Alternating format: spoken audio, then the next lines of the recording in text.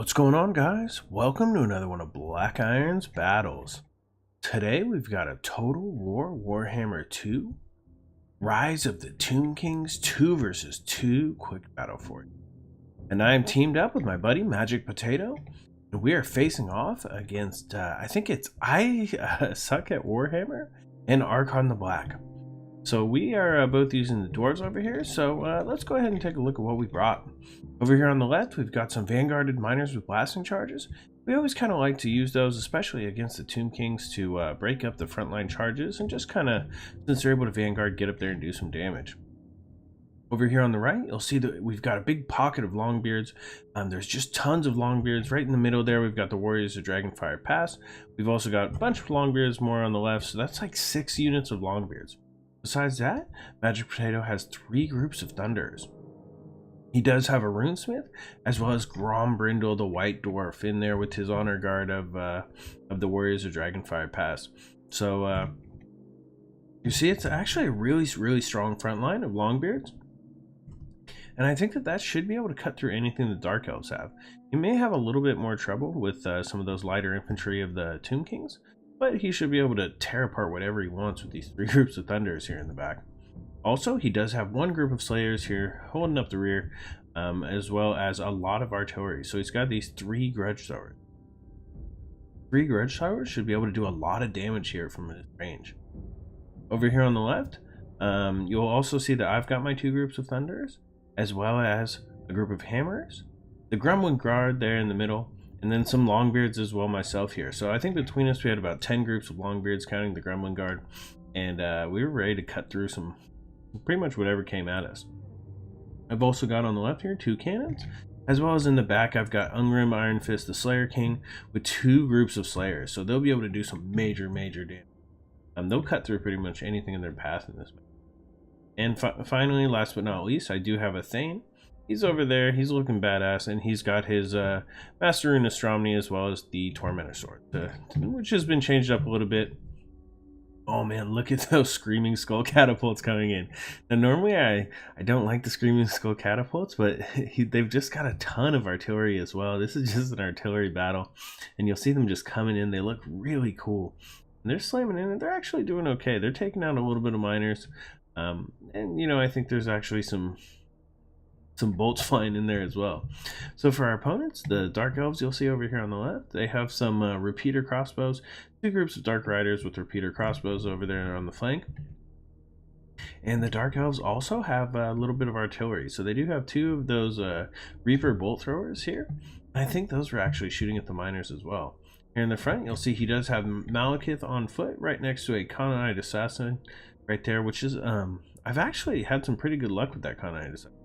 You see, he's actually got Dark Venom and the Assassin's Trophy, so he can do some major debuff and then buff himself up. And so if he wants to, they can use this to do some a real quick knockout, you know, bully of a lord or something like that. Here in his front line, it's got Bleak Swords, Dread Spears, all mixed in together, all with a couple of chevrons in them. Just to actually, I think just the Dread Spears have the chevrons, but those should be able to kind of get in there and do some mixing. But the real thing that he's going to want is the armor piercing on these Blackguard of Nagaron. So those Blackguard of Nagaron can get in there. They should be able to cut open some doors like can openers. Here on the other side, he's also got 1 group of those repeater crossbows.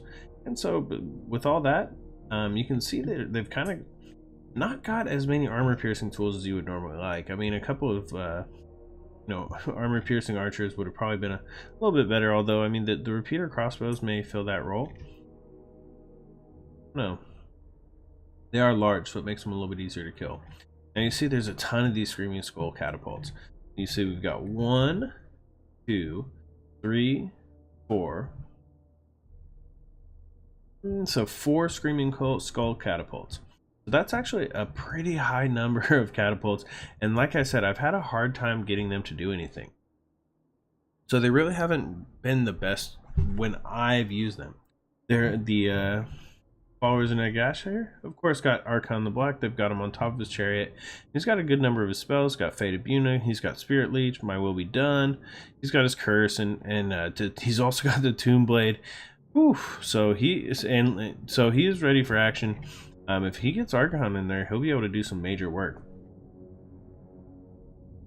Besides that, you'll see here in the front that we've got some skeleton spearmen all lined up. He's got King Negesh's Scorpion Legion there, as well as in the back he's got 4 groups of Ushapti. So these Ushapti, they're armor piercing and they'll be able to cut open dwarves like nothing. Although since there's only 12 models and there's 100 armor, any of our armor piercing should be able to cut those down pretty easily and overwhelm them. I'm surprised that they didn't bring any tomb guards at all. I mean, normally tomb guardians, you know, they'll sit up there in the front and they'll be able to you know, hold a lot longer than any other infantry that the Emery or the Tomb Kings there have to offer. Alright, before I talk too long, let's go ahead and get this battle started and we'll get to see some of this fun. So right off the bat, you'll see we're going to start trying to get these cannons to take some shots. Let's go ahead and look at where they land, and they're going to be landing right here into these units. So once our cannons start hitting and once our grudge throwers start firing, that's when we're really going to start doing some work. Although he is also kind of trying to get these Screaming Skull catapults all set up here on this hill, because since they have such a good firing arc, they'll be able to drop some of those Screaming Skulls right over the top here, and my cannons probably won't be able to hit them as easily. Oh man, let's see if we can get... Oh, Screaming Skull! Ah, that's pretty cool. See where it lands. All right, but yeah, I mean, you see they're just so inaccurate. You'll see just skull after skull landing, whereas look at these cannons are all gonna start taking some shots, and these dread spears and this Screaming Skull catapult are already down. I think he's already lost at least one. It looks like 2 of the 3 catapults are down, and each one of those volleys with those 2 cannons will make sure to take out another one of those catapults. All right, you see also that it looks like those rock lobbers are starting to fire as well, and they're also going to be landing right in here. So it looks like he is trying to pull his one. Oh wow. Look at those Reaper bolt throwers, and they actually, everything's landing in here, but you see the dwarves, I mean, with their innate magic resistance, as well as the fact that, you know, this terrain is probably not the best for an artillery battle. We'll just see all this stuff landing, but our longbeards are really doing not too terribly. I mean, they do have some shields, but it's really just the fact that if you see the Screaming Skull catapults are just so inaccurate. So I'm thinking about doing a test. Maybe I'm coming up here pretty close here. I would like to see if they're any good if you chevron them up a bunch. So I'll have to find that out. I'll let you guys know what I find out, because if you can, you know, if we can maybe make them do pretty well with a few chevrons, that might be the ticket. I mean, it looks like their Gremlin Guard are starting to take some damage here when those units do manage to land. You know, or when the artillery manages to land. Sorry, my cat just walked right in front of me and distracted the hell out of me. I hate when cats walk over your keyboard. Alright, so there's still some Screaming Skull catapult shots coming in here, but realistically this has just been a fat artillery battle so far. We'll just fast forward just a little bit. You'll see that we've managed to use our artillery there to take out some of those bolt throwers. You'll see we're shooting in at Sumu Shopti, and he's about halfway done with those Screaming Skull catapults, and we are actually a little bit farther in the lead than we were. He is kind of trying to bring these Dark Riders around the back here, and we do not really have too much that we can do, so I was just trying to maybe get my Thunders and see if I could get them back in place here. Maybe at least make those repeater crossbows get punished if they come in and try to do too much damage here. You see they are coming around the back, and we are firing with just all of our artillery still, and we are finally going to get in here. And I mean, look how damaged. If we take a look from up high, look how damaged a lot of these units are. You can see the Screaming Skull catapults are now getting engaged by these miners with blasting charges. The Khanite Assassin, all these people, I mean the Reaper Bolt Thrower, all of his frontline units are already damaged, and so when we charge in here, even though our Slayers and our units are pretty damaged as well, those Bleak Swords are just no match for what we have coming in here. Although this unit of Dread Spirits is holding up a little bit longer, they were a little bit healthier. We'll cut through them real quick with Ungrim there too. You can still see that those Screaming Skull catapults are firing in here to the right. And on the right, finally, there was a big hit right there. And those will actually do some damage to those Thunders over time. You'll see the Magic Potato has got his army engaged, and everyone's kind of spread out doing their own thing. But at this point, I've still got my miners coming in here on the left. We've got one group here, we've got a second group coming in, and so I'm just going to slowly be using these miners to clean out all of these catapults. You'll see the run next into this group, and they're going to get in there, and miners miners with blasting charges are just going to destroy these Screaming Skull catapults. I mean, even though they're weak units, they're going to be able to get in there and do some major work. Here in the front, you'll see that second group of Dread Spears also broke, and now it's the Blackguard of Nagron that we're fighting against. So those Blackguard, even though they are really strong, they'll get overwhelmed by all of these Longbeards and Slayers, and with the Thane and Ungrim in here, I mean, they'll get cut down. Although they have pretty high melee defense, even then, they can still be overwhelmed. So we've also got our hammers in here surrounding Malekith, and while Malekith is using Stand Your Ground, I think he should be able to defend himself, but over time he'll start dying over here too. You'll see some of those Dark Elf units are coming back on the left, but I mean, realistically, over here on the right, that's where it's really going to matter, because it looks like we're just barely in the lead right now. 1,180 troops, 1,100 troops.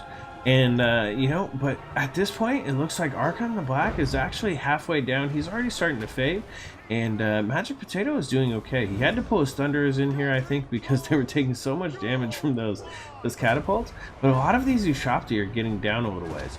So these Ushopti are down about halfway, but you see they are starting to heal back up. And each one of them has like 20 or 30 kills right now. These Skeleton Spearmen are in here. They're fighting against the Dragonfire Pass and the Longbeards. But that is actually just going to be fine. That will not be too bad. I mean, these Warriors of Dragonfire Pass, over time, because of their fire damage, they're going to cut through those Skeleton Spearmen. Whenever there's a heal, they'll actually do extra damage. And you see also that my cannons and our artillery have finally started to get in there. These Dark Riders with repeater crossbows have been shot up a bunch, and we actually, it looks like, hold on, we went ahead and killed the enemy lord over there. Malekith is down. And that is really going to start putting the entire battle in our advantage. They're actually down to 900 troops down. Over here on the left, you'll see I've finally pretty much taken out everything I could. That one group of Blackguard I was fighting is now down, and the second group, which was held in reserve, is actually down to half health. Although I do have Assassin's Trophy on Ungrim, and I am kind of surrounded by those Blackguard, I think that my Grumbling Guard and everyone, my hammers right here, are actually going to be able to keep just carrying me to victory. In the back, you'll see a lot of these units are starting to come back, but I do have these miners with blasting charges, and they're going to screen them out. They've still got some of their charges left, and they're going to tear up these bleak swords and these dread spears with those shots. Here on the other side, my second group of blasting charges is also up here. You'll see a few of those rocks landing in there from the rock lobbers. And I mean, we've still got a few shots left. Those miners are up to 35 kills, and they've just been causing all sorts of distractions here. I'm finally starting to get some of those a little bit stronger Longbeards up here to assist, but at this point, I don't know if it's really necessary. I mean, he's trying to get back onto that Screaming Skull catapult, but here in the front line, he's completely broken. My hammers, my Longbeards, they've finished that up. You see the cannons are still firing in here. Over here on the right, Magic Potato's doing pretty well. He's got some Thunders and Longbeards. They actually, it looks like those repeater crossbows are getting in here, and they could probably do a little bit of damage to him. But I'm not sure that the enemy at this point has the tools to recover. You'll see that the Khanite Assassin's actually broken at this point, and since they're right by the edge, when they break, there is a chance that they're just going to go right out of the right out of the map, and they won't have that time to recover. We've got the black card down, and that's pretty much it for the Dark Elves there. A couple other units are kind of turning and fighting, but you see they've barely got any leadership remaining, and it's really just all up to Magic Potato over here on the right to kind of wrap it up. These Ushopti are finally going down, and I mean, they have acquitted themselves so well. They're really, 92, 67, mixed in together with these Skeleton Spearmen. They're really able to just cut the Dwarves apart. You see Grombrindal with the Rune of Negation on him, 138 left. Let's see if we can get in here, see if he makes it. I think Grombrindal might get 129. I don't know if he gets 109. I don't know if he makes it. I'm sure these are shops here trying their best to get him. I know you can see here that we've got some repeater crossbows kind of coming in there, but my cannons are actually starting to fire into this big mess now. Grombrindal with 96 kind of escaping there. And if we look, the cannons are still here. Cannons are still firing, and they're up to like 100 kills each. And they're just going to start crossfiring into these Dark Riders, and I think that'll kind of be the end of them. Over here on the left, you'll see that everything's kind of broken and routing. We've got Ungrim, the Slayer King, kind of chasing everyone off to the end there. We've got a group of longbeards and miners here kind of trying to catch up with him, and that Khanite Assassin's still alive, but by himself, I don't know that he's gonna be much of a challenge. If we take a look here at the top, we've got 500 troops to 191. This group of Ushabti is actually chasing Grombrindal there off the map, but they're crumbling as well, so they're probably not going to make it back into the battle. You'll see here that the cannon fire is actually starting to finally take its toll on those Dark Riders. Those Thunders, even though they're shaken, I think they're going to get probably one last volley off here. Let's see if they get a shot. Yeah, you can see them start to fire there, even though they're tired. And the cannon's just coming in there, blasting a few last guys.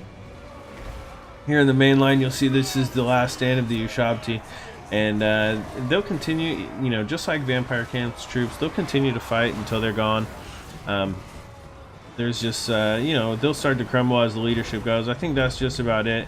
You just see them kind of fall apart here. The dwarves are covered in blood, covered in their own blood, I guess, and the blood of the Dark Elves, but overall, it was just a great battle.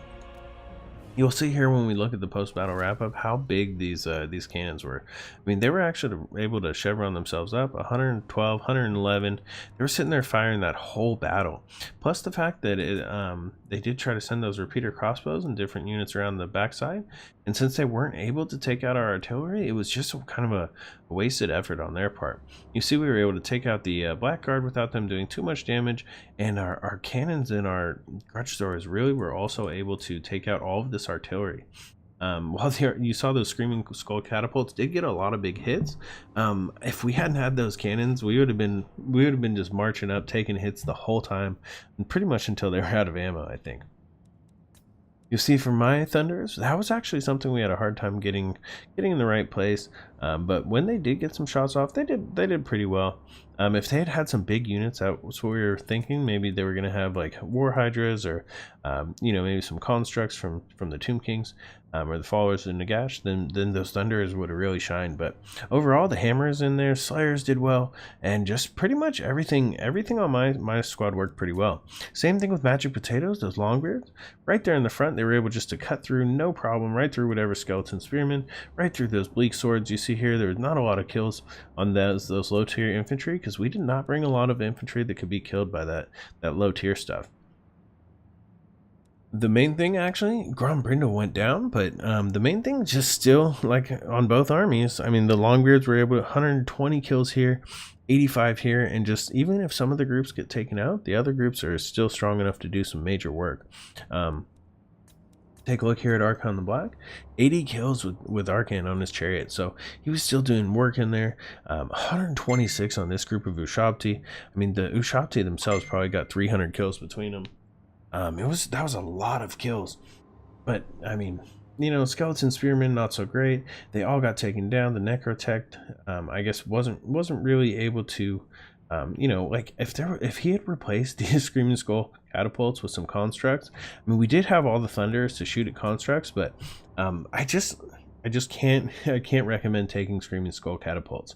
So maybe if he had you know, just some maybe a Necro Sphinx, maybe something like that. Maybe if he had you know, been able to just bring a couple of those Tomb Guards, maybe would have helped out a little bit.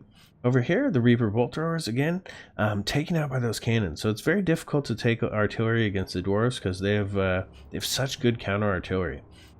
The Khanite Assassin and Malekith, you know, they weren't able to get in there and kill Ungrim. So I think the Ungrim and the Thane, the fact that we still had so much leadership alive really helped us out. And overall, it was just artillery battles, and the Dwarves, they pulled out the artillery victory today. I want to say great game to our opponents. I suck at Total Warhammer as well as Archon the Black, and to my teammate Magic Potato. It's always fun. You see, we actually deployed 815 units each. That was a happy accident. Thank you guys so much for watching. Please subscribe for more great online content. This is Black Iron, and this has been another one of Black Iron's battles.